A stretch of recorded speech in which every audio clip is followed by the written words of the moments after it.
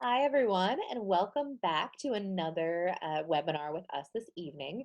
We're going to be talking about residency interviews, specifically how to evaluate programs and how to respond um, for post-interview contact.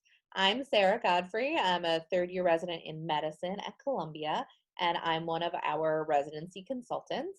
And with me tonight is Sana. If you'd like to introduce yourself. Yeah, absolutely. So my name is Sana, and I am a PGY2. I'm doing my residency in radiology, and I've been with med school tutors for now 4 years, and we both work as both tutors and as residency consultants to sort of walk you through the daunting process of applying to residency and sort of beginning that next step of the medical training journey. So, what we're going to talk about this evening is what to do before and after you have your interviews, how to follow up with programs, what your thank you notes should look like. And then at the end, we are going to try and answer as many of your questions as we can. So briefly, before we sort of get into the details of, the nitty gritty of what we think about residency interview process, we wanted to share a little bit about who we are for those of you who aren't familiar. So Med School Tutors is a one-on-one online tutoring company. We tutor in everything from the MCAT, pre-med courses, all the way through residency, medicine boards, and beyond. We've been doing this for 14 plus years. Sarah and I have both been with the company for a number of years. And then we have med students, residents, attendings, a very, very diverse group of people across all different specialties and from all different backgrounds who've all done very, very well in these exams and all love to teach. So we have a little bit of everything here, and hopefully we can share some of that with all of you. So, just a brief refresher because things have changed a little bit this year. The application timeline. On February 1st, you're going to be able to start ranking in your NRMP website. You can redo that as many times as you want until March 3rd. You want to make sure your list is certified. You get a confirmation email to know that you are entered into the match. Then March 15th will be match week. And on the Monday of March 15th, you'll get an email letting you know whether or not you have matched, but not where you have matched. And if you have not matched, that allows you to enter the SOAP, which will run until March 18th, when all the programs that have not been filled will just post their unfilled positions that will be outside the match. And then on March 19th at 1 o'clock, everyone will get an email, or you can log into the system to let you know where you have matched. Anything that I'm missing, Sana? No, that's perfect. And all of these, the one thing that I'll say right now is put that March 3rd deadline into your calendar now, because I have heard many a horror story about someone who forgot to certify their list or certified a little too, logged in at 9:05. So just make sure you are very, very aware of that deadline and put in an alarm for 8 p.m. and then you'll be more than prepared. And there's no harm to certifying your list on February 1st because you can always Absolutely. edit and recertify every time you change your order. Absolutely. Just to be safe. All right. Yeah. So one thing we wanted to touch upon on this webinar today is how this year is going to be different because of COVID. And obviously the interview process, as many of you are already aware if you're logging into this webinar, has changed, and almost all programs are exclusively offering virtual interviews this year. What we've seen so far from our students and from our programs is that people are offering interviews a little bit later. And that's partially due to the fact that ERAS became available to those programs later, and it's taking a little bit of time to get through all of those applications. And these programs are still trying to figure out what the best way to do virtual interviews are. So for that and a number of other reasons, interviews might be shifted a little bit later than they typically have been. So programs that may have normally interviewed November, December, maybe a little bit in January, probably safe to shift all of that a month. So December is going to be a big month. January will still be a big month. February, you may probably not, the majority of the interviews will be in February, but there may be more than has been perhaps in years past, even though, as we just went through, the rank list certification will open February 1st. So you may still be able to have interviews after that certification process opens. So it's just something to keep in mind, is that everything's going to be shifted a little bit back. What this also means is that you're going to have more time to actually decide your final rank list. So as we said, the deadline is March 9th, or maybe it was 8th, whatever it was, in March. And previously it had been earlier on. So you're going to have a little bit more time, and you're going to be deciding a little bit closer to your interviews because those interviews will be pushed back. Another very logistical change is just that the SOAP will have 4 rounds of offers. And so the SOAP process will really be applicable more to people who find out that they do not match during the primary match process. And that's sort of a separate discussion, which we'll have a little bit later, but it'll have 4 rounds of offers. And then the ECFMG has 5 alternate pathways for IMGs to be certified for the match this year. So a bunch of changes, but the majority of them are hopefully just going to be logistical things and shouldn't impact where you're able to match or anything like that. Right. The only thing I would add is if you are an FMG, I would make sure you go to the ECFMG website and really become familiar with those pathways to make sure that there are nothing that you have to do or any paperwork or anything that you need that's different this year than it has been in years past. Absolutely. So in terms of what to do during your interviews to help you with this rank list process, spreadsheets are your friends. I think a lot of us, as you go through programs, keep a spreadsheet with your initial impressions of programs, or including different categories of things that are important to you. I, for residency and fellowship, had like a 20-point system and like a scoring thing. That's a little bit much, but just to have everything in one place, it can also be a place for you to make sure that you have thanked a given program and to keep track of when your interviews are. It can be a great place to just put in specifics because they start to blend together, especially in a year when you're sitting at home. To know, is it an X plus Y system? What are some of the electives that are available? What are the tracks that are available? Things like that, along with anything that's important to you. Right down to, do you like where it is? What's the cost of living? Free food, free parking, whatever it is that is important to you, include it in your spreadsheet so you can quickly, at the end of the season, compare programs side by side. Is there anything special that you included in your spreadsheet? Yeah, I think so. I tried at the very beginning to be very systematic about the process and to create sort of like a point system similar to what you did. But at the end of the day, for me, it was so much more of just like a gut feeling. And I was like, I think I kind of like this a little bit better. And I don't know if that was the right thing to do. And I don't know if the point system was the right thing to do. And I think that a lot of people are going to have a lot of different sort of ideas of how to go about this process. And you really have to just feel it out for yourself. Exactly like Sarah said, think about what's important to you. And is that the amount of time you spend on call, or is that more just the city you're in? And so figure out what your priorities are and go based off of that, because it is really easy to get caught up in what other people are doing and what other people tell you should be doing. But really just, this is going to be the next 3 to 7 years of your life. So really just consider what's important to you and try to have that self-awareness during this whole process is one of my biggest pieces of advice. I think that's great advice. All right, so talking a little bit, just as Sarah was touching on, about evaluating programs. So the same sort of theme that you'll hear from us over and over again is making a list of your priorities. So again, is that call? Is that city? Is that, being in close proximity to your family? Is that more about just like, what is there to do around? And so try and get a little bit of your first impression after the interview on some type of medium. So whether that be just like leaving yourself a voicemail, writing yourself an email, something about what your general feeling of the program, of the residence was.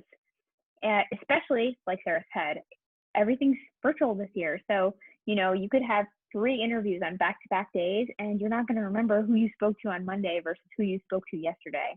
And so really trying to do that immediately while it's fresh in your mind is going to be important. And one of the things that I found very useful and that we recommend to all of our students is to sort of keep a running list. And I think most people would say that even before, when you apply, you have an idea of, oh, I think I've heard good things about this place, or I know someone who went here and I've heard good things. You can even, before you even interview anywhere, have sort of an idea of, oh, I might generally think this might be where I am, and then move things up or down after interviews.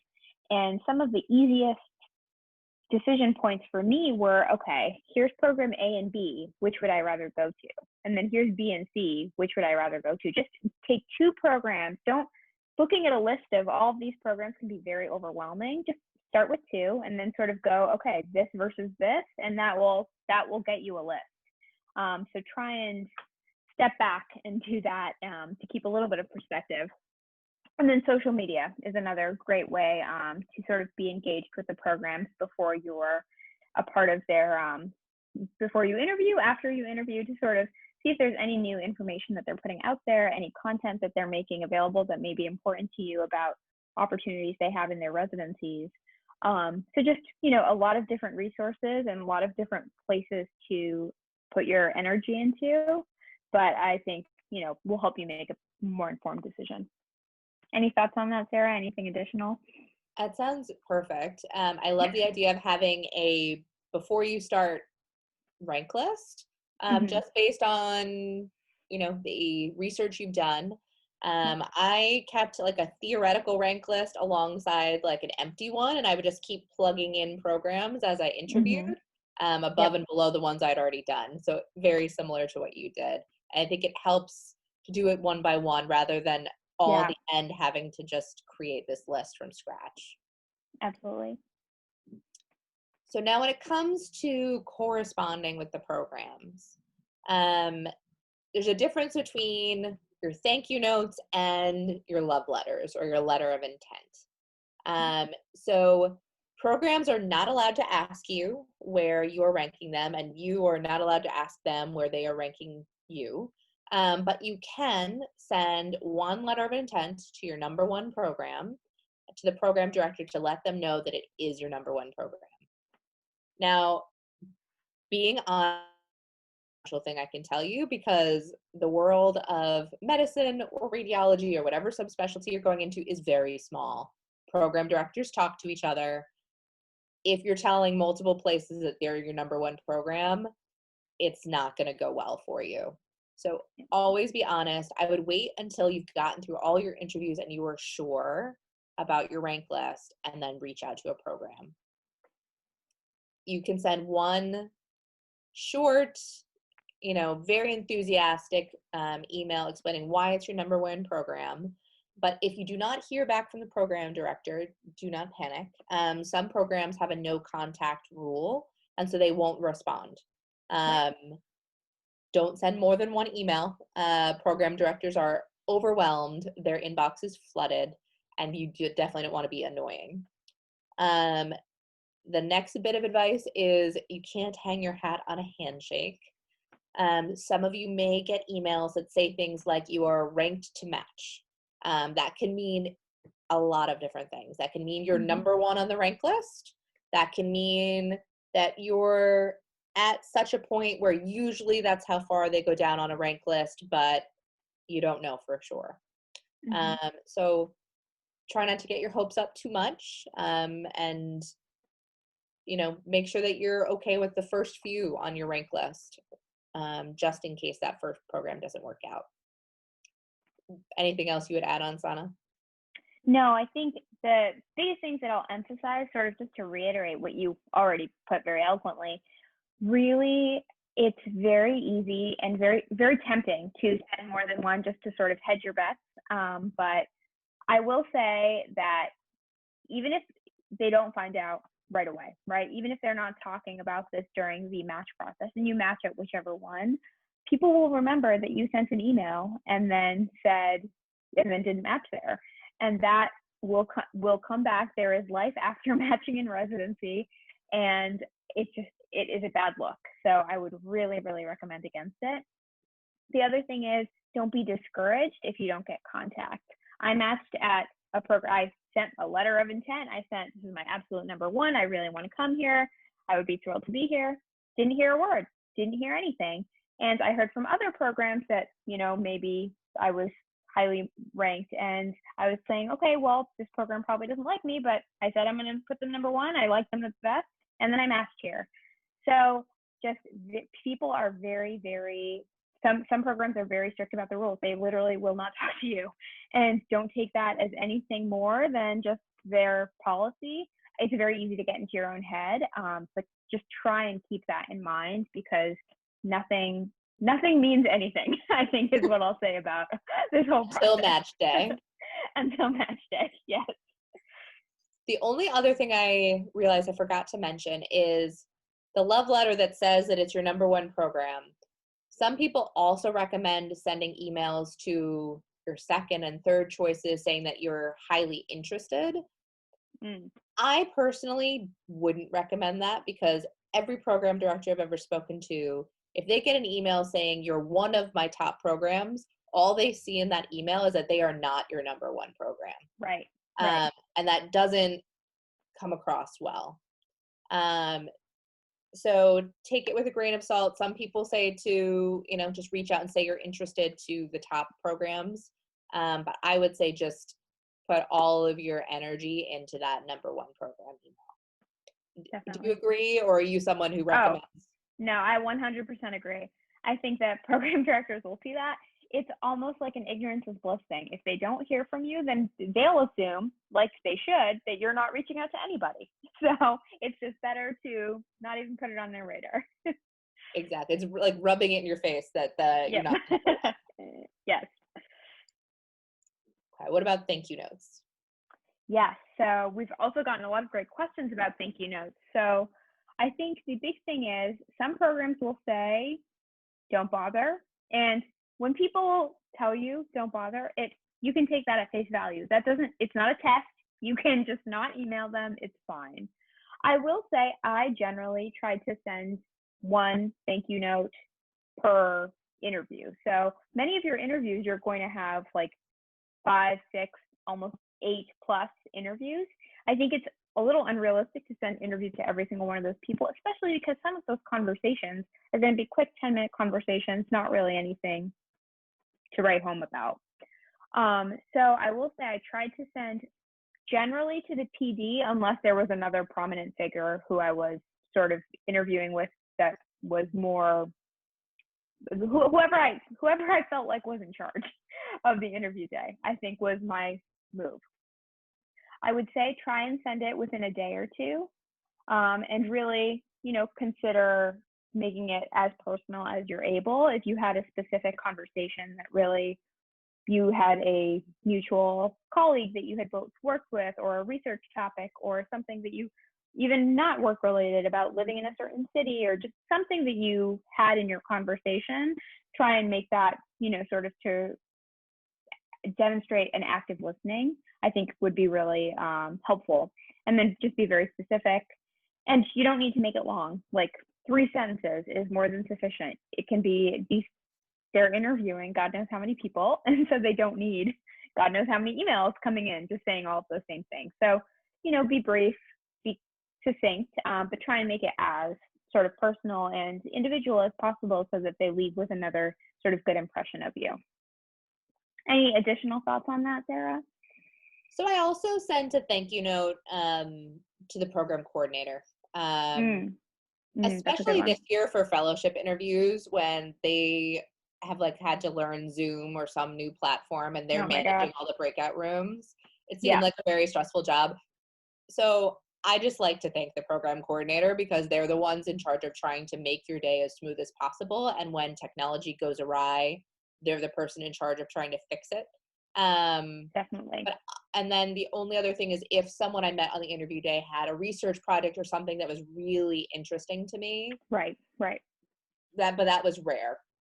Maybe in the top couple programs, if there was someone who I really enjoyed talking to. I sent them a thank you. But otherwise, it was program director and program coordinator. Absolutely. So email versus handwritten.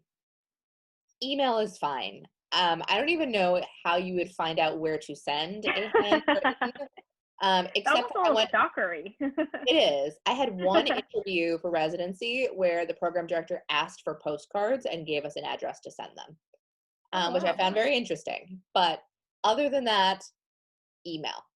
Um, Triple check, especially if you're copying and pasting some of your Yes. thank you emails. Yes. You have the right name of the person, the right program, and that none of the details you mentioned are incorrect. Um, just like Sana said, you're going to keep it short and proofread it many times before you Yeah. send. Really cannot stress the proofreading enough that I have made that mistake and it was one of the worst things I've ever done. All Yeah, right. every program director has a story about how they were thanked for a different program. Yes, absolutely. All right. So we will sort of get to a lot of the questions that we've gotten a number of really excellent questions, and we would encourage you to sort of keep sending those along. While we have some of these questions come in, Sarah's going to start taking a look. I'm just going to briefly touch upon what we do at Med School Tutors to sort of help in this residency consulting and match process. And so what our residency consultants do is very specific, catering to every single portion of this process. So that includes interview prep and practice. So we will literally pretend we're the interviewer, go through your resume, go through every point of research that you've done, and go through all the entire ERAS application and basically make sure that you're in a good position to talk about them and that you have that sort of natural rapport and are able to answer some of the more common questions. As Sarah and I have talked a little bit about this in past webinars, but always have an answer ready for tell me a little bit about yourself, and always have answers ready on any of your research projects. Make sure you brush up on all of those things. So we go through all of that with all of our students. Then we also try and help to individualize your rank list based on what we think, based on what we know of you and what we know of these programs. We're fortunate to have residents in every single specialty across every single part of the country. So we have a really wide knowledge base about what makes different programs tick. And I think personally, I feel we have a little bit of sort of resident insight into it, then know some things that maybe their residency you won't learn always on the interview day. Then interview follow-up, same things about these thank you notes, program selection, deciding even where to apply, and then of course the rank list as well. And then just general strategy about what makes sense for you as far as your long-term goals. Do you want to be in an academic setting? Do you want to be in a community setting, et cetera? So sort of everything you could think of, we sort of work with you on that. And we've had students match, as you can see here, at every program, like some of the greatest programs in the country. And so really, we've had a lot of success. And I think that that is a testament to how diverse and excellent the team is. So we encourage you to reach out to us if you have specific questions about that. Sort of with that, we will transition to some Q&A. Yes.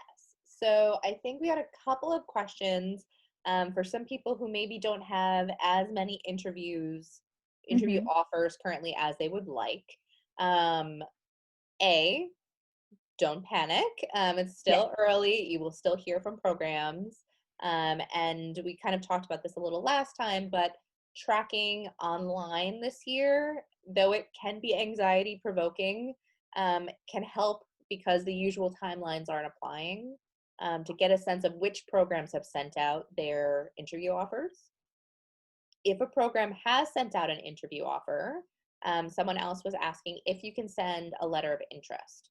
And this would be an appropriate time if a program has sent out offers to send one very polite, very specific email about why you're interested in that program and that you would love to be put on a wait list for an interview, or if a spot opens up, that you're really excited about that program. Absolutely. Yeah. And I think one thing that I just want to clarify, we've gotten a few questions about this sort of distinction between what we were talking about before, which is a letter of intent versus a letter of interest. And again, these are all sort of words that we're sort of giving to different parts of the process. But letters of interest is what I'm sort of, when I'm referring to that, I'm saying I would like an interview, right? So if you're asking for an interview, I think that's completely fine to send that to multiple programs. I would avoid language like, if I get an interview here, I will rank you number one, because that sort of verges on the intent. But say, I would love to interview at your program, blah, blah, blah. I think that is more than appropriate to send. And as Sarah said, that tracking online can be very, very helpful for figuring out, has this program even sent out any interviews? Has this program started to fill up their interviews, to get a sense of when is the appropriate time to send that. Letters of intent are what we were talking about before. You've done your interviews, you know what's number one on your list, and you really want to go to that program. I would say that is that's the one you should send that. And that, I typically, as far as timing, I typically suggest sending that sometime before programs have to certify their list. And what I have recommended to my students is try and look up when a program offers interviews and send it in the week or two after their last interview day, because that is sometime near when they're going to be making their rank list, and you want it to be fresh enough so that they remember when they're making their rank list, and it's not immediately after your interview a month or two before, but it's also not after they've already done it. So sort of try and get a sense of their timing, because it'll be within a week or two of their last interview day. Great. And I think we've gotten a couple of other questions about sort of post-interview contact questions. Yep.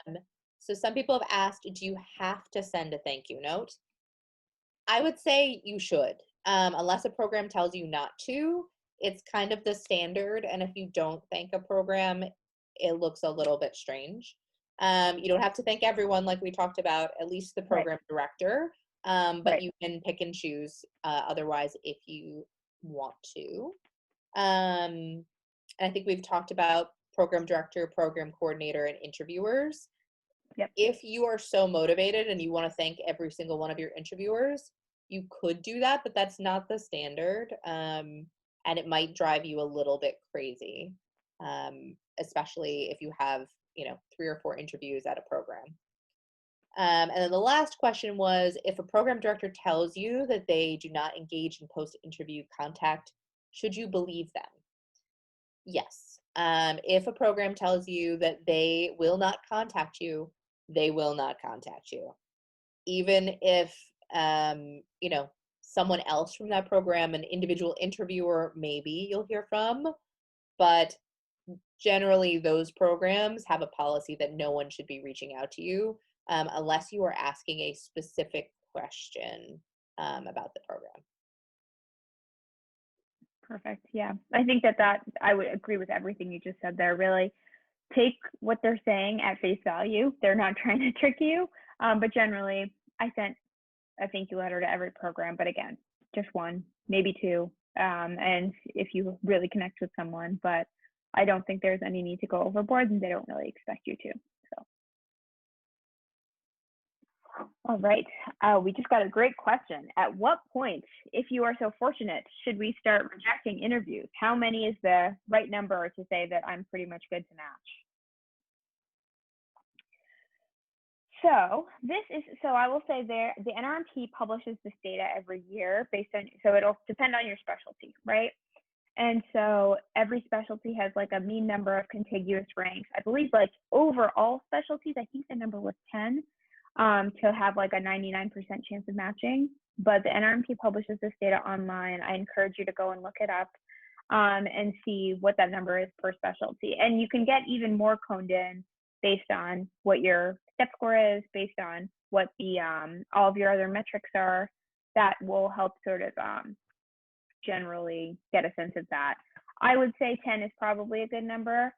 The only asterisk I'll put over everything I'm saying is that COVID will change everything.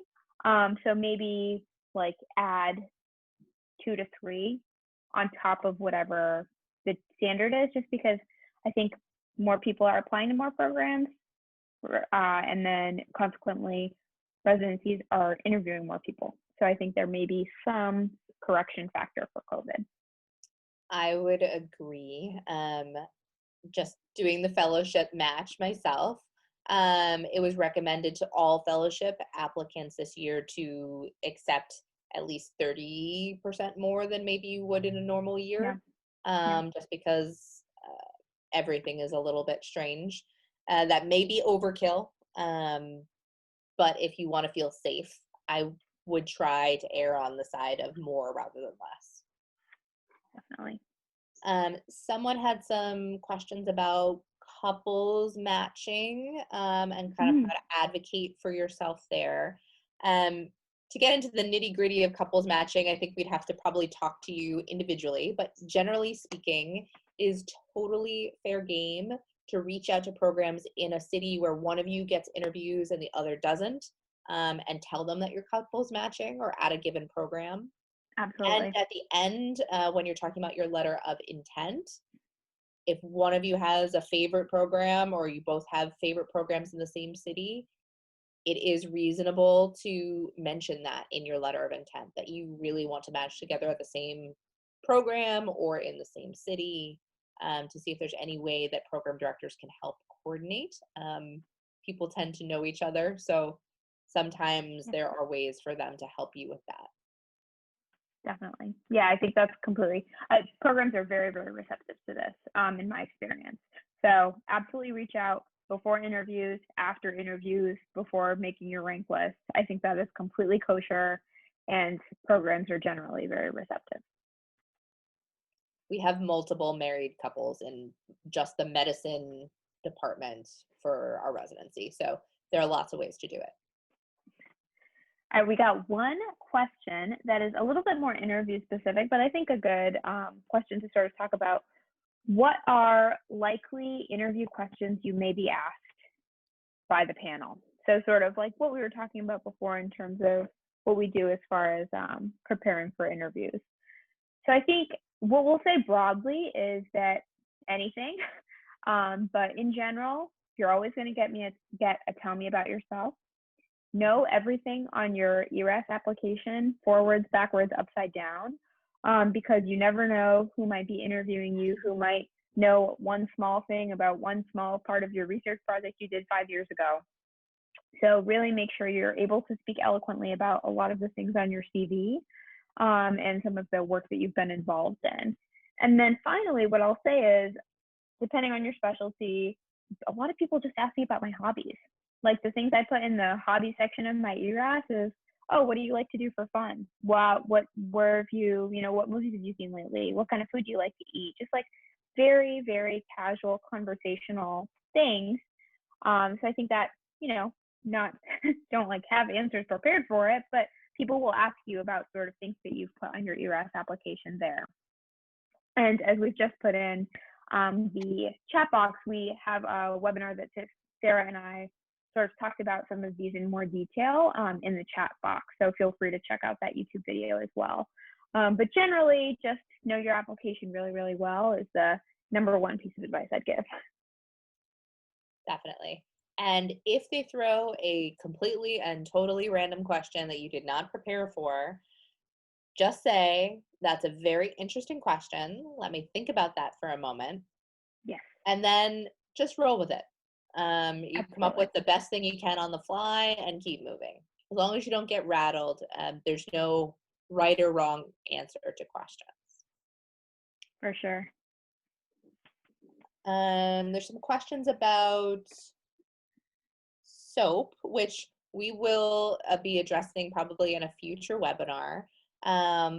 But some of the questions were, should you rank programs if you weren't given interviews, or do you just enter the SOAP?